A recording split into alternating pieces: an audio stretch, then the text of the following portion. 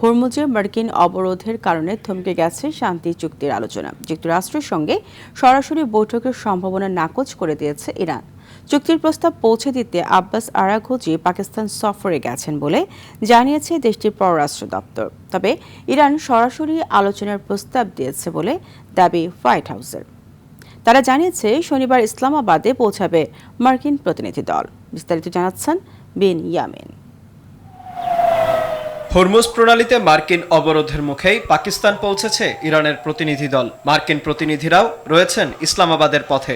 এমন পরিস্থিতিতে আবারও শান্তি আলোচনার সম্ভাবনা দেখা দিলেও যুক্তরাষ্ট্রের সঙ্গে কোনো বৈঠকের পরিকল্পনা নেই বলেই জানিয়েছে ইরান।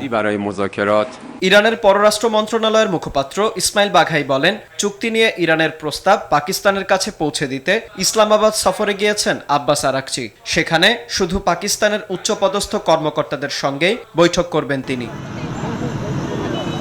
এর আগে ইরান সরাসরি আলোচনার প্রস্তাব দিয়েছে বলে দাবি করে white house. Press secretary Karoline Leavitt জানান, আলোচনায় অংশ নিতে ডোনাল্ড ট্রাম্পের বিশেষ দূত স্টিভ উইটকফ ও জামাতা জ্যারেড কুশনারের নেতৃত্বে শনিবার ইসলামাবাদে পৌঁছাবে মার্কিন প্রতিনিধি দল। এদিকে সংবাদ মাধ্যম এবিসি নিউজ জানিয়েছে, পাকিস্তানের কর্মকর্তাদের সঙ্গে পৃথকভাবে বৈঠক করবে যুক্তরাষ্ট্র ও ইরানের প্রতিনিধি দল। এগুলো সফল হলে আগামী রোববার সরাসরি বৈঠকে বসার সম্ভাবনা রয়েছে মার্কিন ও ইরানি কর্মকর্তাদের।